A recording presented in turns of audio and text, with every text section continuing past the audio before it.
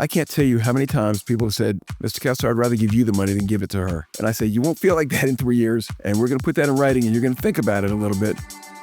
That's Randy Kessler, renowned celebrity divorce attorney and the co-founder of Kessler and Soleimani. They think they're going to get their 2 pounds of flesh. If they go to court and they expose him or her as this horrible person, they think they're going to get everything. It's not a pain and suffering case. We don't get treble damages for somebody being a bad person in divorce.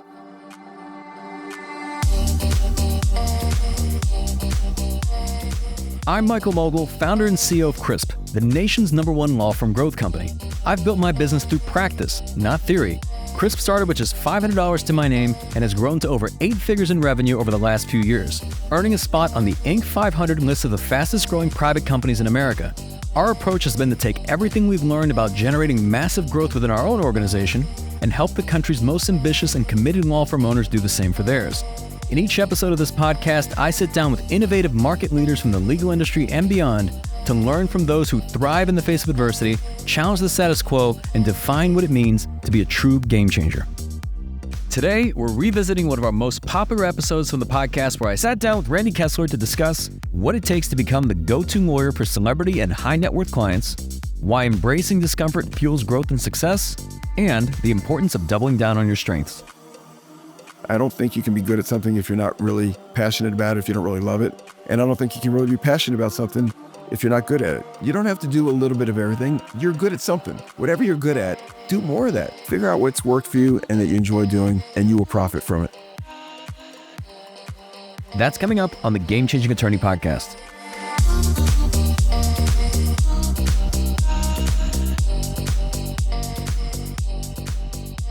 Before we begin today's episode, I want to remind you that we aren't beholden to any sponsors or run any ads on this podcast. This allows us to present all of our episodes raw and unfiltered.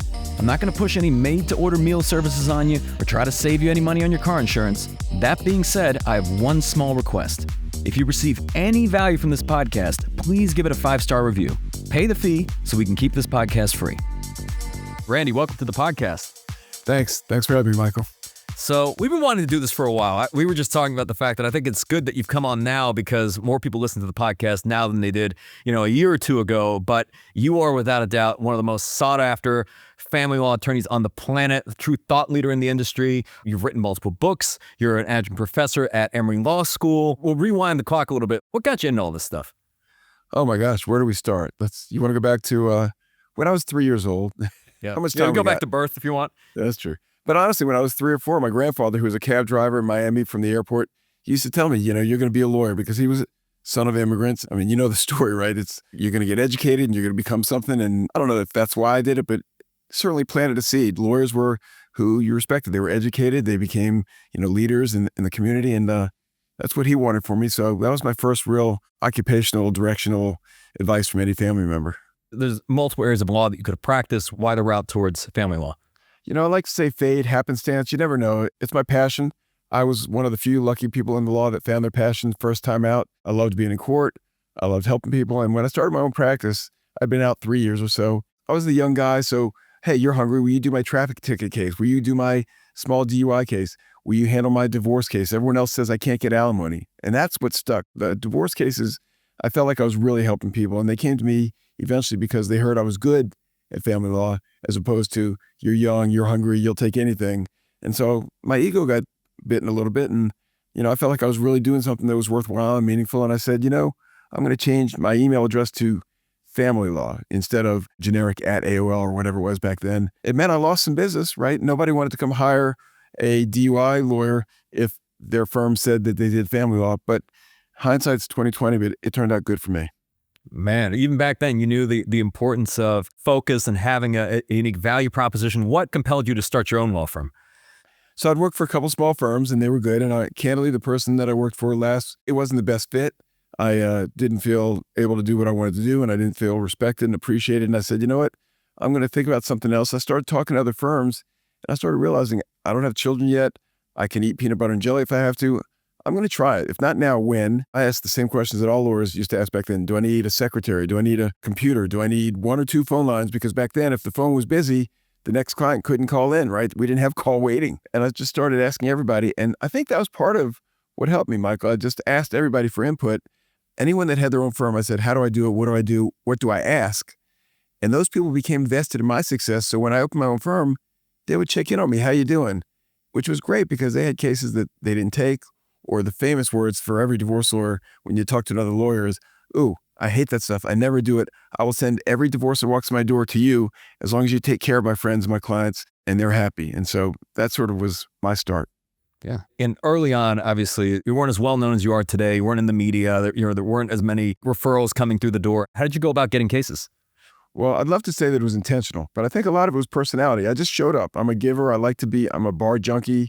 I ended up chairing a lot of, the bar associations, the family law sections of the American Bar, Atlanta Bar, Georgia Bar. So getting out there was meeting people. But as far as how do I get the bigger cases or the well-named cases that you asked about, I think it's because at first, maybe I had a hankering for it. I just didn't like that a lot of NFL athletes would go around and not pay the child support and never get held accountable. And so I represented a lot of women that had children with NFL athletes or other athletes, even if I didn't get paid right up front. And eventually something switched. Sooner or later, they started coming to me. A lot of the hip hop guys would come to me and they'd say, I just want to meet with you. I'd say, why? You got a situation? They said, no, but if I do, she can't hire you now that I've talked to you, right? And so I said, that makes sense. I said, my manager told me that. And so I've met with a lot of folks that I've never represented just to make sure I don't represent the other side. And I think that helped. So that's interesting. I mean, so now I think today, many attorneys listening, they would love to have like big name clients, celebrity clients, they're athletes, hip hop stars, reality TV stars, recording artists, whatever it is. But what do you find, like, one, attracts them to you, right? And then two, how it's working with those types of clients perhaps different from other types of clients? Well, first of all, I'd say be careful what you wish for because sometimes it's not all that, right? Sometimes the image is bigger than reality. But I'm attracted to it like anybody. I love athletes. I thought that's what I wish I could do. We all grew up dreaming about being famous if we could be a superstar in whatever, in entertainment. So I enjoyed it, and that was sort of the appeal to it. But as I got to know them, I realized, and you hear this all the time, it's very cliche, they're just people. I mean, I'll never forget, I met with a guy who played for the Buffalo Bills. And I grew up in New Orleans, and I'm a Saints fan. Sorry, you Atlanta folks, I'm a Saints fan, black and gold. But I was talking to him, and at the end of the interview, I said, by the way, you grew up in Shreveport, right? He said, yeah. I said, who dat? And he looked at me and said, who dat? I'm like, you play for the Buffalo Bills, but you root for the Saints? He said, you better believe it. That's how I grew up. So realizing that they're just people and they have the same desires, hopes, dreams, concerns that we all do, it made it a lot easier. And now I realize, you ask them about their craft, they love talking about what they do, that's their passion. Yeah. I'd love it if you would share, I understand there's a lot of these are under like attorney-client privilege and there's confidentiality, but I remember you shared a story with me about the experience you had with Evander Holyfield. Sure. Some have been covered. That was widely covered in the press. Most of the folks that we represent that are famous, no one has any idea. And that makes me feel really good too when I see them on TV or run into them at the Super Bowl and someone gives me a bear hug and I have this special bond with them. But the folks that are out there, I don't mind. The stories are fun. Evander Holyfield, I'm sure I'm not the only person that had this encounter with him, but at halftime of our jury trial, when the jury was out, the judge was out, my partner Marvin Soleimani was a big boxing fan and he had fought Lennox Lewis twice and he was showing him within a hair of his nose, he would swing at my partner just to show him what he did. I was scared. I said, Mr. Holyfield, you are not going to hit my partner, are you? Without cracking a smile, he looked at me and said, Mr. Kessler, I don't hit anybody for free. It would just crack me up. So I'm sure he'd used that before and after, but I'd never heard it. And from then on, we become friends. I've run into him at Sky Clubs after the NBA All-Star game. We sat and talked for an hour or two, and he's just a real decent human being. I've invited him to Hawks games, and I feel like $1 million that I get to treat somebody like that to an experience. And what's he giving me back? He's giving me a chance to get to know him better. Look at all the people you know and all the people, aside from me, the famous people you've interviewed. It's just nice to get to know people, isn't it? Yeah. Well, and actually, speaking of that, I guess partially related, you're in the media a lot, right? So anytime there's some sort of, it doesn't even have to be a divorce. Sometimes it's just some sort of civil suit. You're on the news, whether it's CNN or a different news outlet. If you could speak to, one, how are you landing that type of stuff? And then two, what about navigating the media? Well, I don't know if this is appropriate in the podcast, but I'm going to show you where we are. So we are right downtown. If I keep going, you would see CNN. We're right next door. And I've learned over time, I may be good on TV, I may not be good, but what I am is available, dressed in a suit and tie, knowledgeable, and willing to just come over on a moment's notice if they need me because it's across the street. So that really had a lot to do with how often I was asked to be on Headline News or CNN or Court TV. But the rest of it is really just being easy to get along with. The people that are putting on the news, they don't know divorce. They don't know the background. So when they say Tom Cruise is getting divorced, can you come talk about it and what's going on? And I say, sure. And I say, you might want to discuss the fact that they've probably been going through this divorce for years.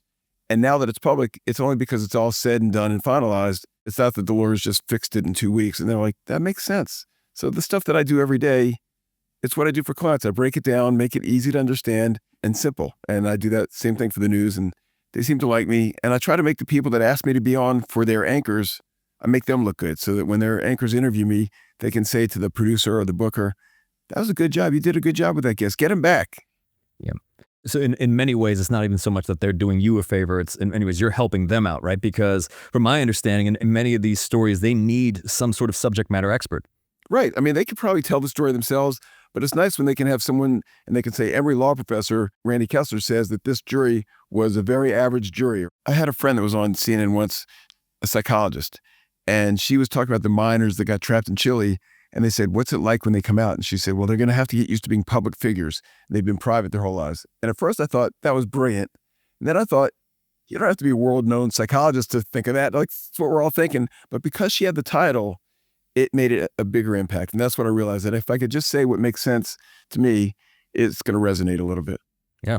In terms of like your brand, what would you say that is today? And then because it is so public in so many instances, how do you protect the brand?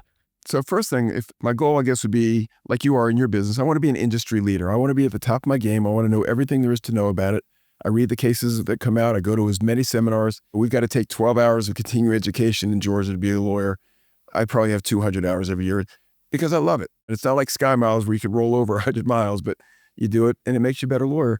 But eventually that's turned around to where people now think that I must know a lot about family law because of that. So that's really how I've developed my brand or developed my reputation for what it's worth. And then protecting it, I've never been one to protect it. Like when you talked about my book, a lot of lawyers said, why would you write a book about the basics of divorce and how to get a divorce? Aren't you giving away your advice for free?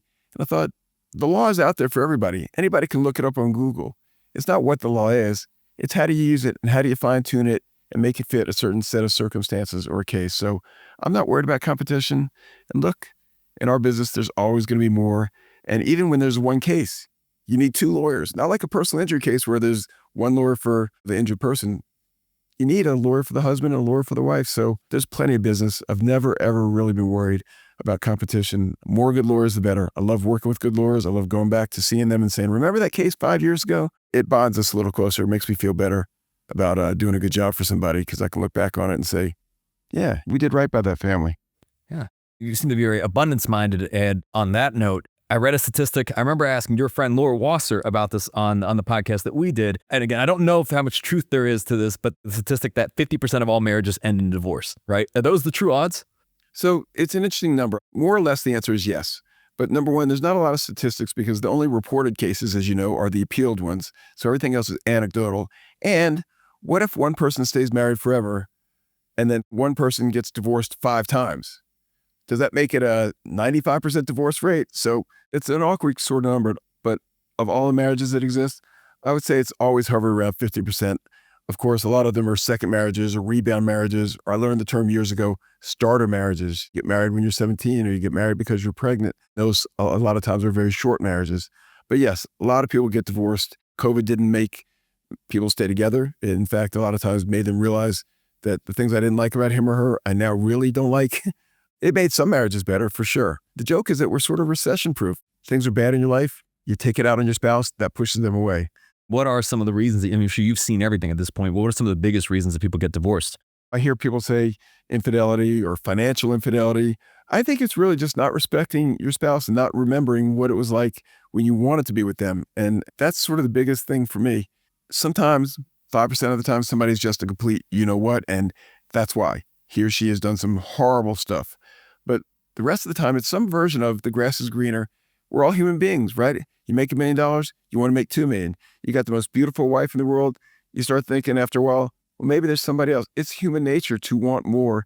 And I think that's probably the genesis of a lot of divorces. Unfortunately, sometimes it's not true. You get divorced and the grass isn't greener, but sometimes it is.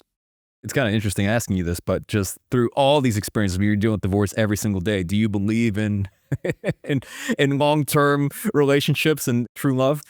Well, it's funny, Michael. I like to joke with people. I skipped my first marriage, right? I didn't get married till I was about 40. So I'd done my thing. I dated my wife for a long time. I know what was out there, and I'm glad with what I have. Had we gotten married at 20 years old, I would hope it would still be just as good and that it would last forever. But who knows? I mean, maybe that's an unintentional secret that I've uncovered. Yeah. And what about, just from the other side, let's say somebody's listening to this. Obviously, you represent a lot of high profile figures. What are some of the things you would recommend to someone, let's say they're not divorced yet, maybe they're not even married or they're newly married, just to protect themselves? So there are a couple of things. If you want to keep your marriage intact, you better open up, see a therapist, listen to what your friends are saying. Ask your friends, what do you think about my relationship? What do you think about my spouse? Because we've all been there where, you have your best friends who won't say anything bad about your girlfriend or your boyfriend or your spouse. And as soon as you break up, it's about time. We've been waiting for this to happen. So ask them. That's one way to see maybe a gauge of where you're at. But as far as if you think it's going to happen, see a lawyer. There's nothing illegal or unethical about talking to a lawyer, just knowing what would happen. And the things you might learn, like maybe I should be checking the joint bank account. Maybe I should be wondering why all of a sudden my spouse is working out and dieting and coming home late at night, because we're cynics by nature. We worry about worst case scenario, but just talk to somebody who's been through it a few times, even a friend.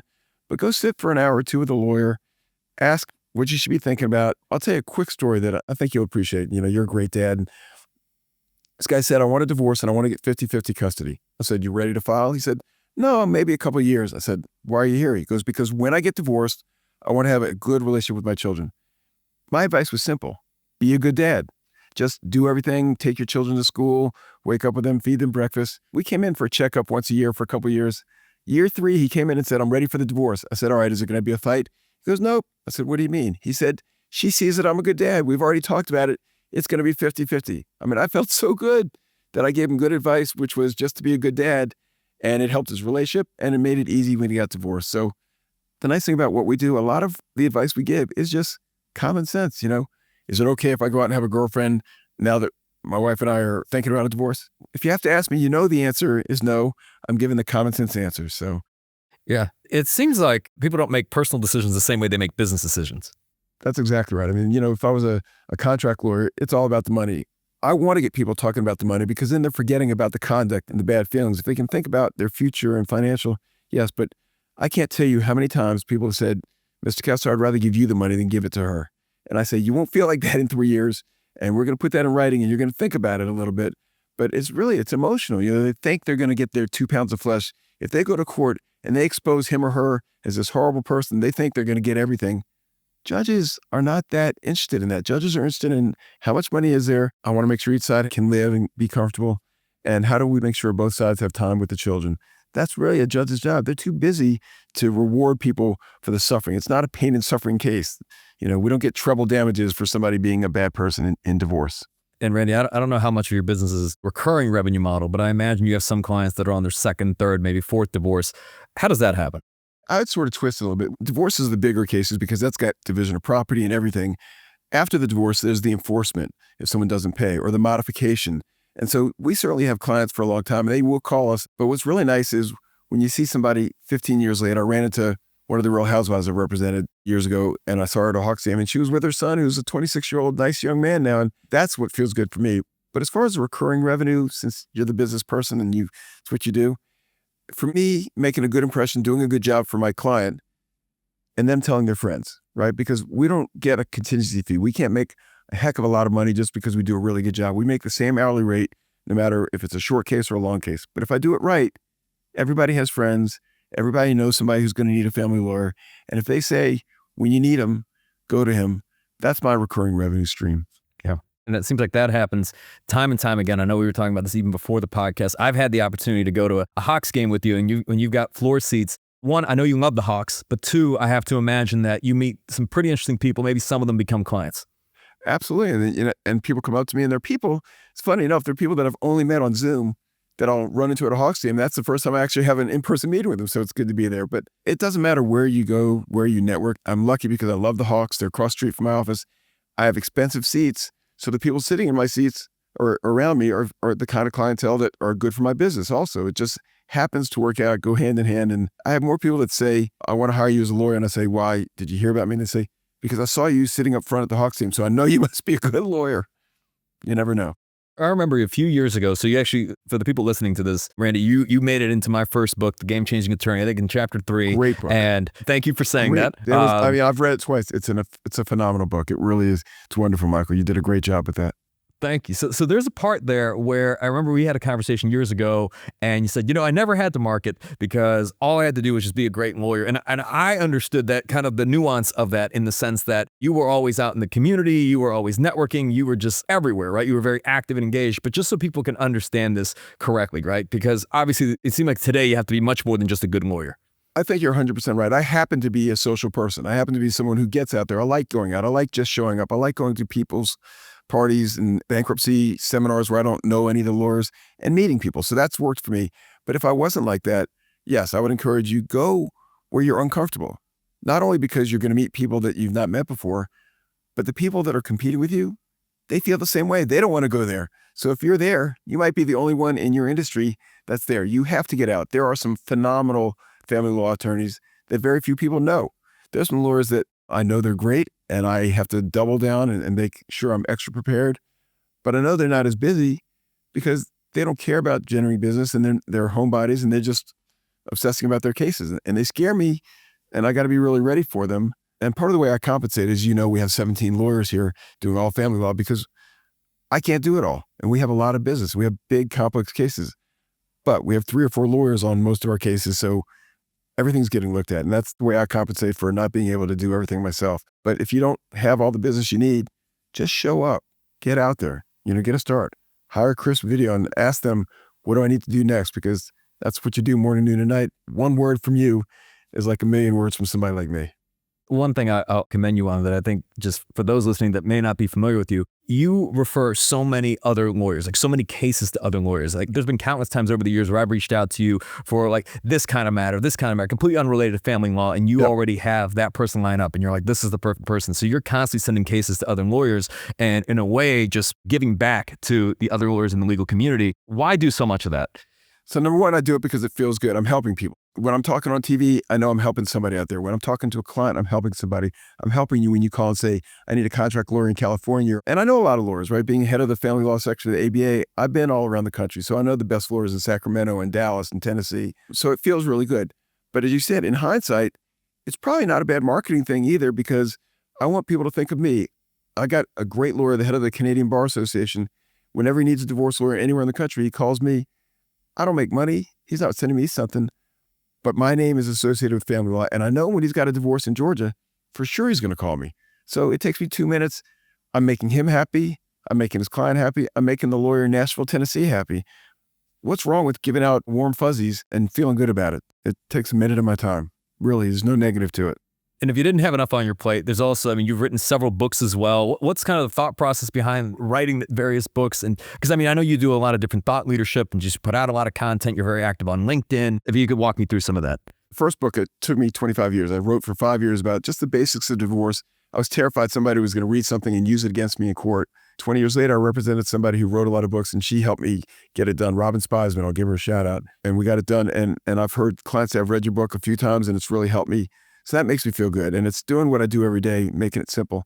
And then ALM called me and said, would you do the Georgia Forms book for family law? I said, you're going to actually pay me to organize my forms, make sure I have all the best forms and put them out there for everybody. And I said, yeah, we're not going to pay that much. You get like 5%, but why not? Right now, I'm known as the person who wrote the forms for Georgia family law. It doesn't hurt my reputation. Within our office, people call me all the time and they say, do you have a form for a motion to set aside? I said, look at the forms book. We wrote the forms book. It's there. So that was a no-brainer too. And then I did one on how to mediate a divorce. That was just stream of consciousness. Mediation's a new thing still. There's not a lot of law on it. So it was really just, what do I think about mediation? And it was easy to write. So I've enjoyed those. They were cathartic. I feel like I've given back and I can keep giving without having to meet with everybody. I could just say, read this. It's an easy read. You get it every day. I cannot imagine, Michael, that anybody that reads your book doesn't say there was something in there that just resonated. There were a lot of things that helped me. Because as I read it, it just reaffirmed the stuff that I already feel and do and think about, and it gave me some new ideas too. Yeah. Well, between all the things you're doing, between the books, you're teaching, litigating, you're on TV, how do you do it all? How do you balance this? You're also a dad. You surround yourself with smart people that are smarter than you, that like being around you, that you like being around. That's the only thing I can think of. And you can't do it all if you don't like it. But I can't sit still. I mean, I love it. I love Wednesday nights. I go teach my Emory Law School class on how to try a divorce jury trial.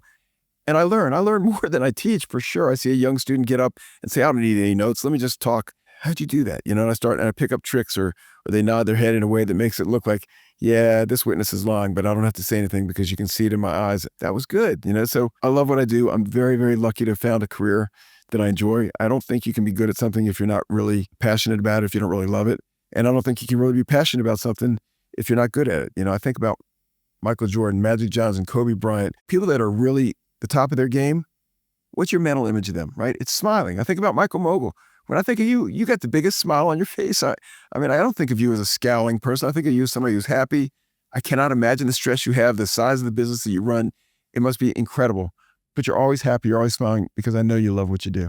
What a privilege it is, right? To be able to do anything like this. And we're both Jewish boys that I think have hopefully made our parents proud at some point, in this entire still journey. Gonna give us a hard time, I know it, but So if you could give a piece of advice to an attorney, let's say they want to grow their firm, whether family law or not, let's say, even if they're in a different practice area, what would it be today? Like, what have been some of the greatest learning lessons for you?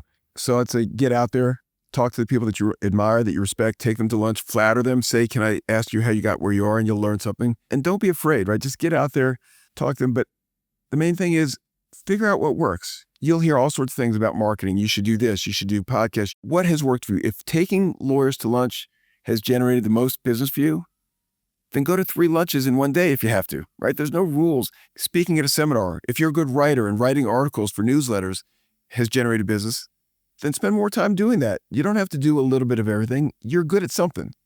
Whatever you're good at, do more of that. You don't have to do everything just because everybody else does it. Figure out what you're good at, do it. And even if it doesn't generate business, you're going to like it because, like I said, if you're good at it, then you're going to like doing it, whatever it is. It may be playing basketball in the Lawyers League basketball, and you meet a lot of lawyers that way. You get to play basketball, you get to exercise, maybe go into your favorite gym. Figure out what's worked for you and that you enjoy doing, and you will profit from it. Yeah. Well, and I want to highlight, because I know the importance of following your passion and doing work that you love, but without a doubt, there's probably days where you wake up and it's not going to be a day you look forward to. There's going to be aspects of things you may have to do on certain days that you just don't love compared to other days. The discipline required, if you could speak to some of that, just the consistency, especially over the years. So one of my favorite sayings, and it's very cliche and we've all heard it, is this too shall pass. I've got this trial that I know is going to be hard. My client's got some terrible facts. Our best case scenario is to get him 10% of what he wants. And I just don't want to face the facts, and I don't want to face the result. And I know that we're going to do the best we can. Number one, I know the client's going to judge me not by the results, but by whether he or she feels like I worked really hard and did the best I can. Because I've had clients say, you did everything you could. That was the judge. It wasn't you. That makes me feel good. And number two, there will be a day after the trial where the trial is behind me and I'm looking on to the next thing. Just that peace of mind, that works in life too, right? Operations, illnesses, things that happen in life. I know your story very well, Michael, right? Y'all have had your issues and you've had hospitalizations, but they're behind you. And you know sooner or later, those will be in the past and there will be a brighter day. So if you can think about the fact that everything is temporary, a new day will come. And that other saying, don't get so high with your highs and so low on your lows, because everything fluctuates no matter what it is. Yeah. It's like the saying that like our track record of making it through bad days is 100%. Right. So, like if you're going through hell, just keep going. Yeah. Randy, just through all the years, obviously now you're highly admired, right? Tremendous success. How do you define success? I just think if you're happy, right? Content. There's an Arabic word called mabsut, right? You're content. And it just sort of defines it for me. If you're content, if you're happy, yeah, we all want more. We want to do better. But if you're happy, if you feel like you've done something good in the world, that's all it is for me. When I turned 50, I just turned 60. When I turned 50, I remember, what do I want? And people would say, what do you want to do? I want to be where I am now. I'm lucky enough that as long as I don't lose what I have, as long as I can maintain, I'm not greedy. I like where I am. So if you can be content with what you're doing. And the other thing is, if you hate what you do, you hate your career, you might have to do it to make some money. But while you're doing it to make money, figure out what it is that you really love. If you like trying cases and you don't like doing the administrative, and I'm speaking your language now, right? Then get somebody to do the administration so you can try cases. If you like the administration and not trying cases, hire somebody that can try the cases and have a good consultant. Have somebody that's really good at it. And again, I'm not trying to give you too many props here, but get an organization behind you that helps compensate for what you're not good at. If generating business is not your strong suit, get somebody who's really good at it. There are people that do it morning, noon, and night, that live it, breathe it, that will understand you in a second. We can spell that CRISP, right? Yeah. Well, what you've been so strong at realizing is just, of course, people are everything, and you've attracted a great team. How would you define the culture of your firm? People want to be here. I mean, I'm so blessed that, people say, I talked to a lawyer last night at the Hawks team, we're trying to grow our firm, but we're having a hard time hiring people. We're lucky, and maybe it's because of 30 years of hard work. People want to be here, and we get resumes all the time. They want to be with us because of our reputation. So I think the first thing is be good, get a good reputation. It'll be easy to attract people.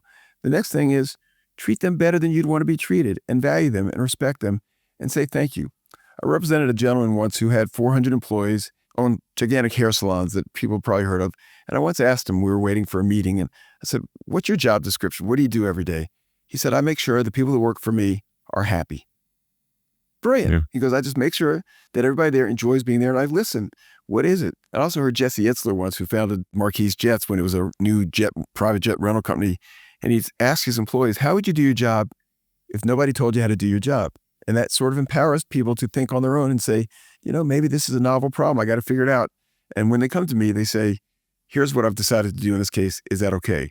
I love that question instead of how do I do this? So we've got a culture of people that help each other. They're self-motivated. They do their own thing. They like their independence. Lawyers don't like to be told what to do. They like to feel smart. And our lawyers, we want to let them feel smart and let them figure stuff out. And there's checks and balances. My biggest emotional high in the office is when I walk into another lawyer's office and I see two lawyers talking about a case. Someone's bouncing it off of another lawyer. It's better for the client. It's better for the lawyer. And it also makes sure that you're not doing something really stupid, right? I'm wondering if there's just any parallels between like how you operate as a leader, but also between how you work with your clients. It was interesting speaking with Laura Wasser because she made it very clear in the sense that she's not there to be their therapist. She can recommend a great therapist. How do you approach when you're working with clients? Is it just helping them on the legal side, or is it just also sometimes navigating the emotional dynamics? Well, it's interesting because everybody wants to be friends with a celebrity, right? You want to be able to say, hey, I'm friends with, she's friends with a lot of her former clients, Kim Kardashian, Stevie Wonder, but it's a mutual respect. What's hard to recognize is that when you're good and you're respected, they feel the same way. I'll never forget, I represented Jerry Stackhouse years ago, famous basketball player, and I'd done an interview for ESPN, and he called me. And I said, you got a family law issue, something I can help you with? He's like, no, I was just sitting out here at the gym, saw my lawyer on TV. I figured I'd call you and say, what's up, Randy? He was my friend. I mean, it felt like $1 million to earn his respect. So it's not that I go out there and want to be their friends. I want to earn their respect. I want to earn their trust. And then the friendship comes after. And that's a nice thing. But you do your job. They're hiring you, like Laura said, not to be their friend, not to be their therapist. They're hiring you to get them through this hard period of time in their life and to tell them the truth. We have people that are much more successful than we are, than I am, that will tell me, I couldn't have done it without you. You were the rock. You were the stable person that guided me, that put me back on track, because nobody tells those people no, right? A lot of people that are famous, everyone around them says yes so they can stay close to them. We got to say no. You can't do that. You got to give them more money. You've got to give her more time with the children. You've got to do this. Nobody tells them that.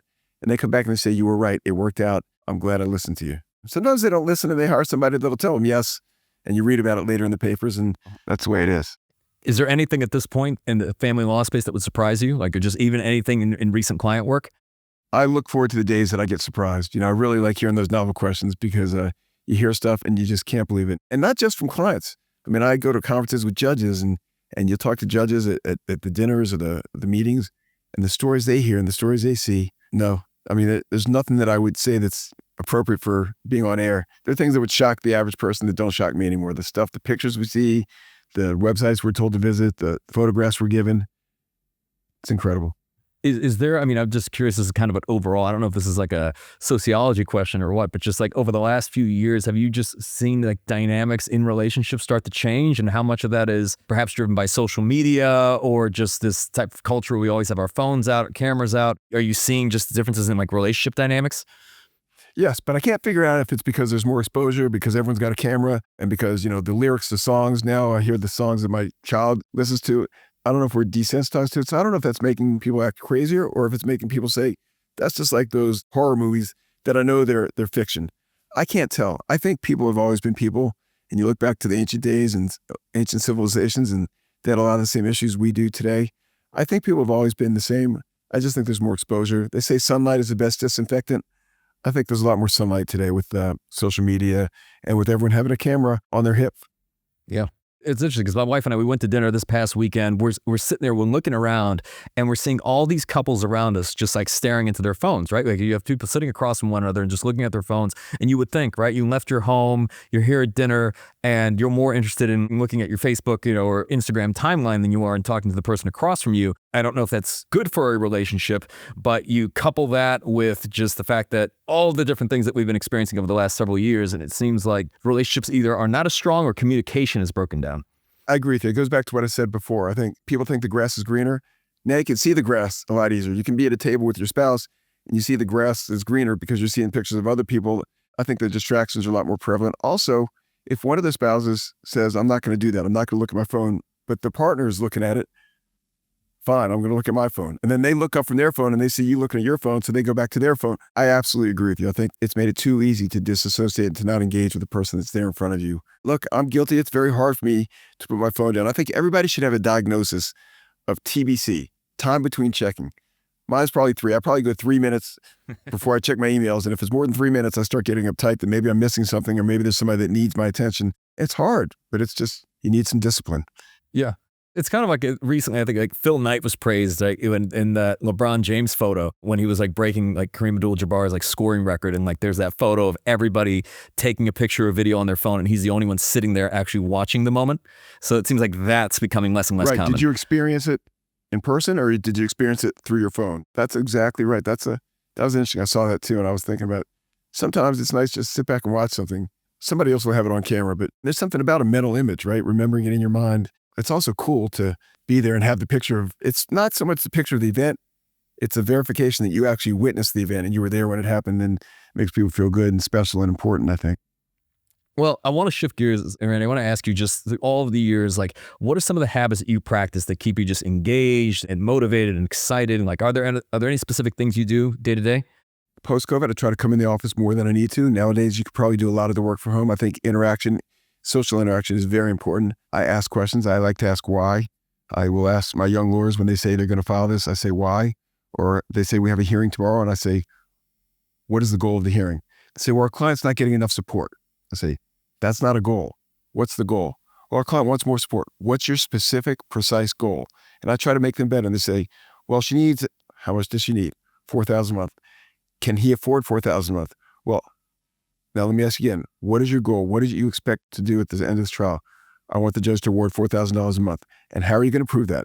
I'm going to show the need and I'm going to show the ability to pay. And so time does make you a better lawyer, I think, especially in our field. You start to see things, you start to think more like a judge. So thinking about it from the big picture. And again, I'm very lucky. I have so many good people working for me and with me that I have the luxury of being able to step back and say, let me take the 50,000 foot view.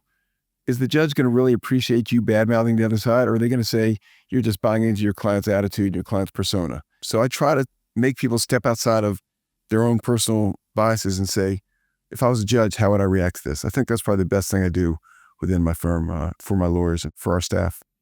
And this is unrelated, but what are your thoughts between like child support disputes between two billionaires, like a billionaire ex-husband, billionaire ex-wife? Can you explain this to me? There should be no dispute, right? They should both say, you know what the dispute should be? I'm going to pay more than you. I'm going to do more than you. The children of a divorce, it's not a good thing. The one benefit, if anything, is they have two parents vying for their love, trying to spend time with them, trying to support them. And yeah, they may get spoiled, and that's a hard thing to not spoil a child, especially when you think they're not going to come on a visit with me if I don't treat them right. But if they could coordinate that, billionaires fighting about, I can't afford this, I can't afford that. I got to be careful what I say, right? Because I'm defending some folks that are being asked to pay a lot of child support, and I don't want to be on record as saying you should just pay whatever you got, because there are some corollary arguments, right? She's not really spending on the children. What I would say is any money that can be dedicated for the children, for their college expenses, for their vehicles, for their insurance, there shouldn't be a question. If you got billions, they should have all those secured. But plan, right? A trust where your child can get part of it when they're 21, part when they're 31. Get on the same page. Billionaires fighting.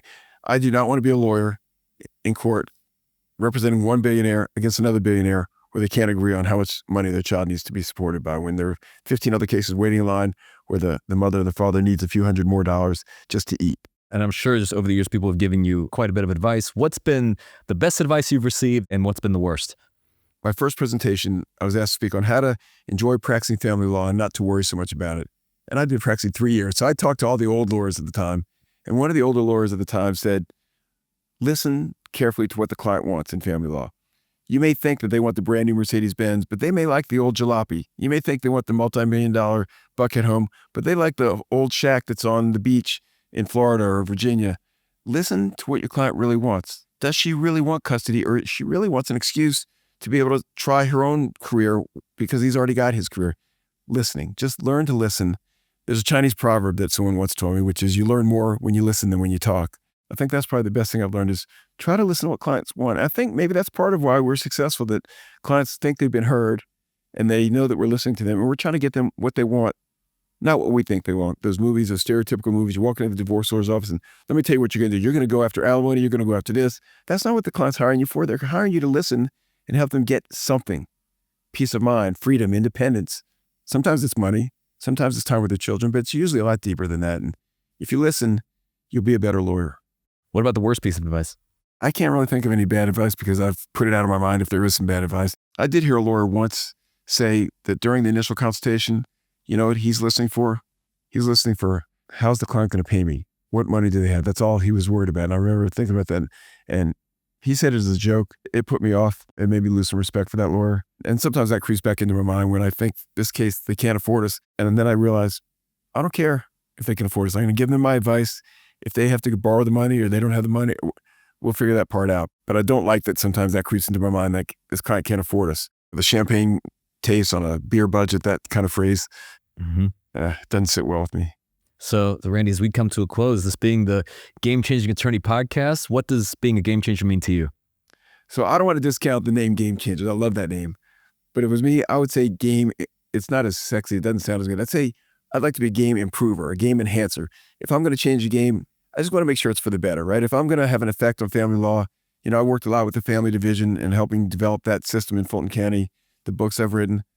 I want to leave it better than I am. So I don't know if it's an enormous change, but I want to leave some sort of positive change on whatever I do in my clients' lives. And this sounds very egotistical or conceited or whatever you want to say. I've got the kind of job that if I do my job right, I'm helping the world in a small way. It may be one family at a time, but I'm so lucky that if I do a good job for my clients, I've done something good for the world. And I really believe that. And I hope that that's the result of all my efforts when my career's said and done.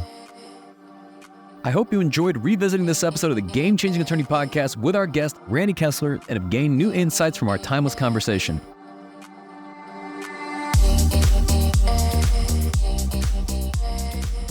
If you found this episode valuable, here are 3 free ways that I can help you grow your law firm. Number 1, download the first chapter of my book absolutely free at GameChangingAttorney.com. Number 2, you can shoot me a text at 404-531-7691 and I'll answer any question that you've got for me. And finally, number 3, if you can leave this podcast a 5-star review, it'll help us gain access to more influential thought leaders and bring their lessons learned here to you. For more information on our interview with Randy Kessler, see the show notes for this episode in your podcast app or visit legalpodcast.com.